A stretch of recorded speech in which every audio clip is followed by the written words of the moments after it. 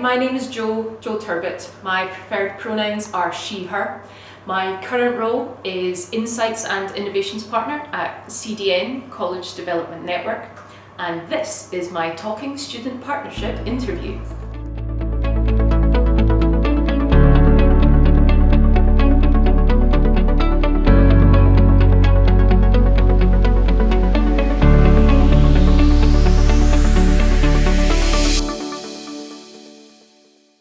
Hello and welcome to our Talking Student Partnership interview series. I'm Chase Greenfield. I use he, him pronouns, and I'm a development consultant with Student Partnerships in Quality Scotland. Today I'm delighted to be joined by Jo Turbitt for a conversation around the forces that shape education, innovation, and of course all things partnership. How are you doing, Jo? I am grand. Thank you, Chase. Good. Thank you so much for having me. I'm so delighted we get the chance to talk. I think we first met probably back at a Sparks event a few years ago, and since then your role at CDN has grown arms and legs, continue to grow and change, huh? Yeah. So, I'd love to hear a little bit, if you could just start with an overview of how you came to be an Insight and Innovation Partner at CDN, and what was that journey like? Wow. So I first joined CDN as one of the leads for learning and teaching, and that was 3 years ago, which feels like yesterday, you know. And it was an amazing opportunity to be out and about with the sector. That was amazing. And when I first joined, it was because I had been through an MEd at the RCS. I had done an MEd in learning and teaching in the arts. And at that point I was like, oh, creative thinking. I love creative thinking. I love seeing what it does to, not just to a project, but to people. Yeah, absolutely. And where it can take them in terms of their confidence. So I was starting to go, this isn't just an arts practice. You know, and I'm an advocate for that. Creative thinking is not limited to the arts. Limited to the arts, but it very much runs through everything, and it's very important to develop it as a skill. And I wanted to support the development of that in the sector. It comes back to this thing about resilience and also creative thinking. That the more that we allow ourselves to go, I don't know anything, or I have this thing, this idea, I don't know if it's going to work, it might work, but I'm going to run it past somebody. Yeah. They might then throw me off in another direction, but I'm ready for that.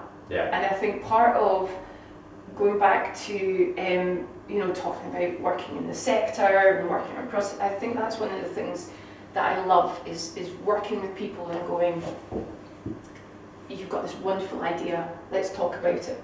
And then seeing them present their idea and then it changing and developing and then watching their confidence grow to then it shapes with them, right? Exactly. Yeah. And then that idea might not come to anything, but they as a person have grown. So you've recently completed your final project, congratulations, on your Master's of Science in Education Futures. Well done, that must feel so good. Can you tell us a little bit about your creative space that you were given for your project and what direction you took it in? Sure, so I did the MSc Education Futures in 3 years, and the beauty of that was that my role at CDN and what I was doing at CDN fed into what I was doing in the MSc, and the MSc fed into my role at CDN. So there was this synthesis, this kind of massive, big, mashed up noose happening, which for 3 years has been amazing, but also there's been no switch off. Yeah. So I'm finally going, it's done! Yeah. There we are. But I got so far into writing, and then I went, this is garbage. This is absolute garbage. Okay. And very honest reflection. Yeah. One of the things I used to say to the students was, if it's boring to write, it's boring to read. So don't force yourself. Yeah. If you're bored, park it and do something else. So it was in another conversation with my supervisor who went, Jo, tell us your story. Yeah. About you being in this sector, you wanting to support creative thinking and creative confidences, and how you kind of went with it all, and what does this mean? Where does futures thinking come in? What's that? Does the system allow this? Oh my lordy, am I making these really like biased judgments about things? Am I making assumptions about things? Am I? It was a mess. Yeah. It was a mess. So him saying to me, "Tell us your story," made me go like 48 hours. Brought it back to the person. It brought it back here. Yeah. So anyone who's writing, who's worried about a dissertation or worried about a massive piece of work or things that they have to do, take everything that you've got, everything that you're experiencing, because stuff at CDN was feeding into that as well. Everything that you're experiencing, and go, right, okay, where am I in this? And I think often that's what it's not that we're not allowed to do that, it's just often it's not signposted. Encouraged, to us to do you.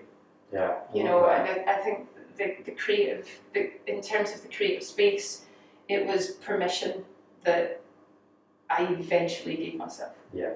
And that's been big. Yeah. You know, it's been something actually that I've taken with me since. One immediate quote that stands out to me in your final project is when you talk about the forces and structures that kind of shape what is seen as feasible or allowed in education. And I wonder if these forces and structures would opt to include or exclude student voices by kind of a default position. What's your take on that, first of all? I think in terms of the structures and the forces, I think there's a lot to be said about the stuff that's bubbling underneath, in terms of you know, there are a lot of amazing people going, wait a minute, that's can we do this differently? Yeah. Can we do this differently? Can we think about this differently? And I think one of the things that I've seen is people who do acknowledge that different perspective and going, hang on a minute, we don't know everything here. Yeah. We need a student perspective in the room here, because we're coming at this from a presumption and assumption and bias, and we need. It's sobering actually to have the different voices in the room. Absolutely. And often that's the point where people, no, we don't want that voice in the room because what? Because you want everyone to agree. Right. It's like, let's actually, that voice will offer so many more options, opportunities. You know, colleges and places are looking for development and innovation and change, and you know, let's move away from, but what can we do? Involve your students. And that narrative, that voice is so important. And you never know, they might say something that throws you off, but actually that's where you're supposed to go with this, because it will break the usual conversation, you know, around the table. It will break that. I do think students can be quite pioneering in that way. Yeah, exactly. Yeah. And it's because I was thinking about this yesterday, about how we talk about, as kids are uninhibited, and isn't it great that kids play? And then as adults we become inhibited. And while those two things are very valid, and I know that there's like tons of research around it, I think it's curiosity. I think if we remain curious in everything that we do, and that is asking questions, it is bringing people in that's going, hey, I don't know this, and I want to, or tell us your story, like. Yeah. Is that in your perspective as well, how we push back on some of the structures that say this is allowed versus not allowed? Is curiosity one of those approaches that can help kind of break down those barriers if a student's being told, no, we can't have you in the room? They're like, is it well, why? Like, is that one of the ways to disarm that? There is the why question, and often that can be met with a little bit more of a defensive answer. Yeah. I think sometimes the thing is, well, let's explore that. Yeah. It's like, yeah, okay, and I'm not saying that one is right and one is wrong and one is, Of course. that it's not that polemic. I think there's a space in the middle for appreciating reason or finding that point of understanding. And I think the pushback might be, right, okay, well, can we talk about this? Yeah. Can you're saying that we can't change the assessment on that, right? Well, can we explore maybe different opportunities from the one that I'm suggesting, or could we, so it's having those conversations and not being scared of what comes out of it.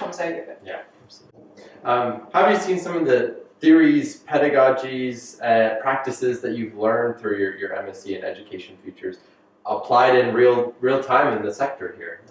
I have had the immense opportunity within CDM to develop this kind of ideation program. The ideation stuff started. It was Dumfries and Galloway College was the first college that I did it with, okay. And they are brilliant. I love them. Love every college, but D&G was where it started. They took a chance on me, as it were, with this. And what happened was that over the course of about a year and a half, the people who perhaps thought that they weren't lateral thinkers, that they would never get a chance to do something differently, did things differently. One brilliant example is one curriculum area recognised that the recruitment process wasn't working. Right. Wasn't working for students. It wasn't working for the recruiters, staff. Yeah. It just wasn't working. Yeah. But most of all, it wasn't working for students because the students weren't getting onto the programme that was going to best suit them, serve them. So they completely changed their recruitment process. Wow. And but also they were, they went with it and they did it, and they have noticed a massive shift. Also Glasgow Clyde College and UHI Moray have done these amazing projects where they've just taken a chance. Nice. And one of Glasgow Clyde got in touch to say our early withdrawals are the lowest that they've ever been. The full-time, success in full-time students passing is the best it's ever been. All of this has increased because our staff started to develop these creative thinking, futures thinking about things slightly differently from a different perspective, all of that. So it's happening for those colleges, seeing these ideas develop that then can translate into the data that is metrics driven. But at the end of the day, it's about those people going, I did something, we changed something, and because of that, a student's engagement, their experience, their learning, their confidence has shot up. So from your vantage point at the College Development Network, you get an incredible perspective on Scotland's college sector as a whole. Can you tell me from your perspective, what are some of Scotland's strengths when it comes to partnership with students? Value. Mm-hmm. They absolutely value their students. They value who they are. They value what they've got to give. Where they're coming from. I think that's a big thing. And they value, like the words, we're, learner-centred can mean so many different things. Yeah. Learner-centred does not, to me personally, does not mean let's all sit in a room and let the learner drive things. It's about integrating them into the ideas. So still as like an organisation, still driving business forward, driving the yearly kind of cycle of, learning and teaching and assessment forward, but the integration of the student into that and the value of the student into that and the relationality of let's integrate what they're saying into this. Let's allow this to inform what we're doing. That is a mess. Yeah. And it's happening in every college, and it's beautiful now. Yeah. And if that was a metric, I know that's a bit controversial, but if that was a metric, my word. Yeah, we'd have amazing outcomes, wouldn't we? Yeah. Absolutely. Well, what's an area, to turn to the other end, the controversial end, what's an area of partnership where you think, as a sector, Scotland could make improvements when it comes to student partnership? It's along the same similar kind of line, and I think it's about who is allowed in the room, given a seat at the table, and not kind of, it's back to a previous point actually about saying, oh no, we don't want you in the room because that's, and that will swerve things off. And I think while a lot of the time students are valued, and feedback and surveys and things like that, it's actually allowing people in the room on the big decisions. Yeah. On the big things. Absolutely.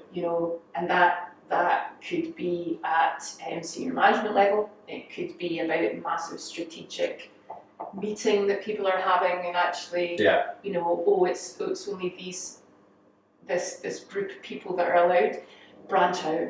Yeah. Absolutely. And I think that will, rather than bringing external people in and this and this and this, use your students, Absolutely. Use your staff, use those and allow them there, give them a presence, give them permission to be there, because you never know. You invite students and other people into that room, and you might actually give that person an opportunity that then might lead them on to becoming the leaders of tomorrow that we need. Absolutely. Yeah, that's such a good point, is if you never give people the reins and never trust them, who's going to take the reins when you're done? Absolutely. And the song that is now playing in my head is in Hamilton, it's that in the room where it happens, you've got to be in the room, and in a way you do, but someone has to open that door. Yeah, that's very true. Someone has to be brave and invite you in the first place. So be the people to open the door. So, going back to your lecturer days, Jo, how did you partner with students in shaping and understanding their learning experience with them? The magic really, really happened in the studio. I think that was one of it is the most amazing and most valuable, wonderful part of being a lecturer is, as I said, you have the honour of being part of their world, their learning experience, and it's a position that I loved, and it was an honour. I will say that again, and one of the most exciting periods was when you were in the studio or in the classroom workshop, working with them, understanding where they were coming from, and then going, and allowing that to percolate. It might have been overnight, and then coming back and then going, I'm going to do something differently. I approached that completely wrong yesterday, and I now understand where you're at. And the other bit that was in the when the BA students were writing dissertations and also creating epic pieces of choreography. So they used to do 15 to 20 minute pieces. Wow. Based on their exploration and things. And being part of their process, whether it was writing or choreographic, and going, right, okay, so tell me about that. Where, and have you thought, and where's that going? And well, that's really interesting, I know nothing about that, tell me about that. And being in that conversation, that was a space to hold for them that was the privilege. So really interesting on that point too. I imagine many other disciplines don't. This was an assessed piece of work, I assume. So being involved in the assessment as it's progressing and happening, rather than there's kind of this mentality. I'm going to borrow your piece of paper here, where I write my thing and I pass it to you, and you see the completed piece of paper, right? Whereas it sounds like with your approach there, you were involved at paragraph 1 and saying, "Ooh, tell me more about this. Let's explore this way." And paragraph 2, I know it's not a piece of writing, but you know what I mean. Like I love that kind of approach to an assessed piece of work and being deeply immersed and seeing their perspective and living through that. And the while there was 2 modes, the written and the performative, they were allowing them to come to that kind of recognition of both have lateral thinking, creative thinking in them, both have curiosity in them. Both are about asking a question and exploring it and allowing creative practices to come in and shift them off. We'll go ahead and wrap things up here. Thank you so much, Jo, for joining us for this interview. Before we sign off, I really want to make sure that you have an opportunity to highlight what's going on at CDN, anything you'd like to plug, social media, projects. Sure. So CDN, lots of projects going on, lots of things to get involved in. We've just got a new website, so have a look. Go on cdn.ac.uk, have a look. On there you'll find things about sparking insights, you'll find learning opportunities, you'll find things about sharpening your skills, you'll find events. So get involved. I'm hosting our second writing room up at the Innovations Hub, the JISC Innovations Hub at Stirling University. Great. On the 30th of January. So if that's your thing, if that's your vibe, and you don't need to have a massive research project, it might be that you need time to finish reports. Nice. It might be that you want time to go, I've been asked to do this project. Can I get involved in this? I'll be signing up, Jo. So please do, please do. So that's coming up. The other things to be aware of is we have an Insights and Innovations Hub on our Learn Online site, which is like our Moodle. Nice. And there are loads of resources on there. In particular, there are short 2-minute videos called Ideation Illuminations. And each one of those explores a different technique, method and approach to changing conversation, to getting ideas, to exploring ideas, to maybe finding a different perspective, bringing different perspectives into the room. So please go on there, use them. If you use them and they're successful, let us know. If they're not successful, we've got to close that feedback loop. Let us know that too.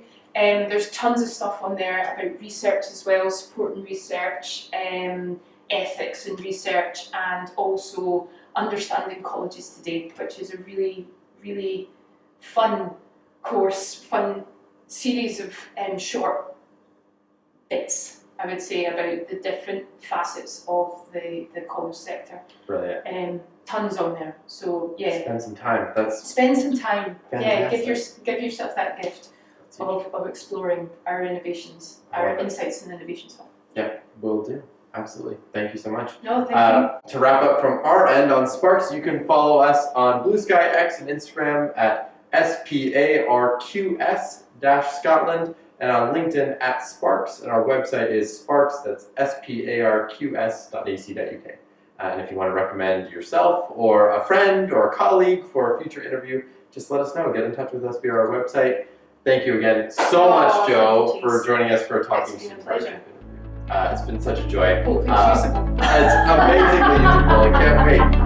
Join us again for another conversation soon, and thank you so much. Pleasure.